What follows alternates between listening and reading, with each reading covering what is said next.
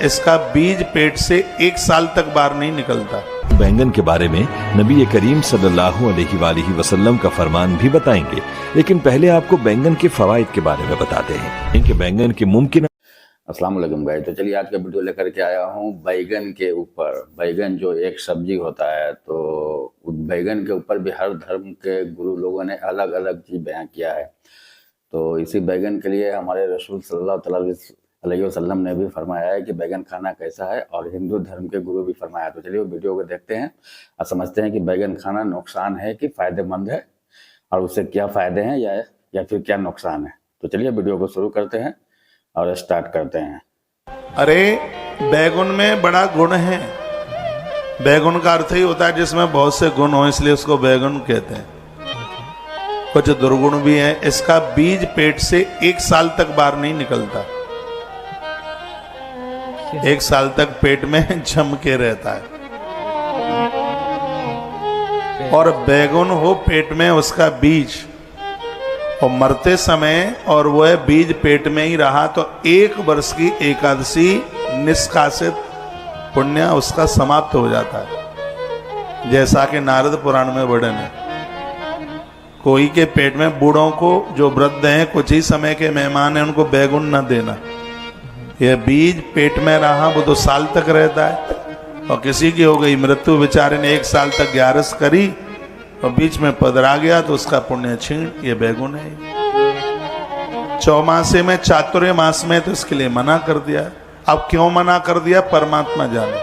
بینگن ایک عام سبزی ہے، لیکن لوگوں کی اکثریت اس کو کھانا پسند نہیں کرتی، البتہ کچھ لوگ خوشی سے اس کو کھاتے ہیں۔ آج کی ویڈیو میں ہم آپ کو بینگن کے بارے میں نبی کریم صلی اللہ علیہ وآلہ وسلم کا فرمان بتانے جا رہے ہیں، جو کہ سوشل میڈیا پر وائرل ہو رہا ہے۔ نبی اکرم صلی اللہ علیہ وآلہ وسلم کا یہ فرمان کیا ہے، یہ بتانے کے ساتھ ساتھ ہم آپ کو یہ بھی بتائیں گے کہ بینگن کے کرشماتی فوائد کیا ہے۔ پیارے دوستو، ہم آپ کو بینگن کے بارے میں نبی کریم صلی اللہ علیہ وآلہ وسلم کا فرمان بھی بتائیں گے، لیکن پہلے آپ کو بینگن کے فوائد کے بارے میں بتاتے ہیں۔ یاد رہے کہ بینگن غذائیت سے بھرپور سبزی ہے۔ بینگن میں حیاتین، معدنیات اور ریشہ زیادہ مقدار میں پائے جاتے ہیں۔ اس کے علاوہ اس میں حرارے، کاربوہائیڈریٹ، لحمیات، میگنیز، فولیٹ، پوٹیشیم، وائٹامن کے اور وائٹامن سی ہوتے ہیں۔ بینگن میں تھوڑی مقدار میں چند دیگر اجزاء بھی پائے جاتے ہیں، ان میں نیاسین، میگنیشیم اور تانبا شامل ہیں۔ اس کی غذائی خصوصیات کی وجہ سے ہی اس کے فوائد حیران کن ہیں۔ ماہرین کے مطابق بینگن کے عرق سے مختلف امراض جیسے جلنے، مسے، سوزش کے انفیکشن، گیسٹرائٹس، سٹومیٹائٹس اور گٹھیا پر حیرت انگیز شفا بخش اثرات ہوتے ہیں۔ ماہرین کا ماننا ہے کہ بینگن میں فائبر کی مقدار زیادہ ہوتی ہے اور کیلوریز کم ہوتی ہیں، جس کی وجہ سے وہ وزن کم کرنے کے کسی بھی طریقہ کار میں ایک بہترین اضافہ کرتے ہیں۔ ریشے کے باعث غذا نظام انہضام کے راستے سے آہستہ گزرتی ہے اور اس سے پیٹ بھرا بھرا سا رہتا ہے، اس لیے جسم میں حرارے کم جذب ہوتے ہیں۔ زیادہ حراروں والے کھانے میں توازن قائم کرنے کے لیے بینگن کو شامل کیا جا سکتا ہے۔ اسی لیے وزن کم کرنے کے لیے اپنائے جانے والے غذائی نظام میں بینگن کو شامل کرنے کی ہدایت کی جاتی ہے، کیونکہ یہ چربی کو بھی کم کرتا ہے۔ ماہرین کے مطابق بینگن دماغی صحت کو برقرار رکھنے میں مدد کرتا ہے۔ بینگن میں موجود فائٹو نیوٹرینٹس خلیات کی جھلیوں کی حفاظت کرتے ہیں اور دماغ کی یادداشت کو بڑھاتے ہیں۔ بینگن قدرتی کیمیکل سے بھرپور ہوتے ہیں، جسے فائٹو نیوٹرینٹس کہتے ہیں، جو دماغی صحت کو بہتر بنانے کے لیے جانا جاتا ہے۔ پیارے دوستو، آج کل ایک عام بیماری جو شوگر یعنی ذیابیطس ہے، اس کے لیے بھی بینگن مفید ہے، چونکہ اس میں فائبر پایا جاتا ہے اور کاربوہائیڈریٹس کی مقدار بھی بہت کم ہوتی ہے۔ اسی وجہ سے یہ ذیابیطس کے مریضوں کے لیے بہت سود مند ہے۔ بینگن کی وجہ سے خون میں گلوکوز کی مقدار کنٹرول میں رہتی ہے اور یہ مریضوں کو بہت زیادہ فائدہ دیتا ہے۔ بینگن جو خاص طور پر حاملہ خواتین، دودھ پلانے والی ماؤں اور نوعمر خواتین کے لیے بھی تجویز کیا جاتا ہے۔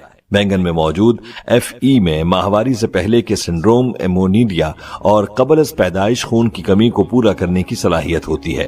حمل کے دوران بینگن کھائے جا سکتے ہیں، لیکن ہر چیز کی طرح اسے اعتدال سے استعمال کیا جانا چاہیے۔ یہ بچے کی مجموعی نشو و نما کے لیے بہترین ہے، کیونکہ اس میں وائٹامن A اور وائٹامن E جیسے غذائی اجزاء کی مناسب مقدار ہوتی ہے۔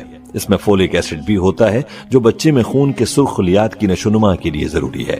یہ نیاسین اور دیگر وائٹامنز کے ساتھ ساتھ معدنیات کے ممکنہ ذرائع ہیں جو بچے کی صحت مند نشو و نما میں مدد کرتے ہیں۔ اس کے علاوہ ان میں پوٹیشیم، آئرن، میگنیز، کاپر بھی زیادہ مقدار میں پائے جاتے ہیں۔ یہ سب بچے کے خون کی صحت مند گردش میں مدد دیتے ہیں۔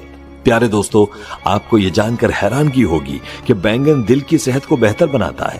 ماہرین کے مطابق بینگن بائیو فلاوونائڈ سے بھرپور ہوتے ہیں جو بلڈ پریشر کو کم کرنے میں بہترین ہیں۔ یہ بدلے میں دل پر دباؤ کو کم کرے گا، گردش کو بہتر بنائے گا اور عام طور پر ایک صحت مند قلبی نظام کو بڑھائے گا۔ بینگن میں موجود فائبر خراب کولیسٹرول اور ٹرائی گلیسرائڈز کو کم کر سکتا ہے جو کہ دل کی بیماری کے خطرے کی وجوہات ہیں۔ کم HDL فالج ہارٹ اٹیک کے خطرے کو بھی کم کر سکتا ہے۔ بینگن میں موجود اینتھوسیانز سوزش کو کم کرنے میں بھی مدد کرتے ہیں جس سے دل کی بیماری کا خطرہ بڑھ سکتا ہے۔ متعدد تحقیق سے ثابت ہوا ہے کہ بینگن خون میں کولیسٹرول کی سطح کو کم کرنے اور خون کی گردش کو بہتر بنانے کی قدرت رکھتا ہے جس سے خون کی گردش کا نظام اچھا ہو جاتا ہے۔ پیارے دوستو، بینگن کے نقصانات کیا ہیں یہ بھی آپ کو بتائیں گے، لیکن پہلے آپ کو نبی کریم صلی اللہ علیہ وآلہ وسلم کا فرمان بتاتے ہیں جو بینگن کے حوالے سے ہے اور سوشل میڈیا پر وائرل ہو رہا ہے۔ تو سوشل میڈیا پر بینگن کے حوالے سے یہ بات پھیلائی جا رہی ہے کہ نبی کریم صلی اللہ علیہ وآلہ وسلم نے فرمایا کہ بینگن کو جس مقصد کے لیے کھاؤ گے وہ تمنا پوری ہو جائے گی۔ دوستو، اب سوال یہ ہے کہ نبی کریم صلی اللہ علیہ وآلہ وسلم کے اس فرمان کی حقیقت کیا ہے؟ تو اس بارے میں یہ جان لیں کہ یہ بات بعض ایسے ممالک نے پھیلائی ہے جن میں بینگن کی کاشت تو زیادہ ہوتی تھی اور ان ممالک میں بینگن کو استعمال کرنے والے لوگ کم تھے، اور ان ممالک میں کچھ عرب ممالک بھی شامل ہیں۔ انہوں نے یہ بات اس لیے پھیلائی تاکہ ان کی کاشت کیے جانے والے بینگن فروخت ہونے لگیں۔ تو دوستو، آپ نے بینگن کے بارے میں پھیلائے جانے والے نبی کریم صلی اللہ علیہ وآلہ وسلم کے فرمان اور اس کی حقیقت کے بارے میں جانا۔ چلیے اب آپ کو یہ بتاتے ہیں کہ بینگن کے ممکنہ نقصانات کیا ہو سکتے ہیں۔ یاد رہے کہ ماہرین کے مطابق ٹائپ 2 ذیابیطس کے لیے بینگن تمام مریض استعمال نہیں کر سکتے۔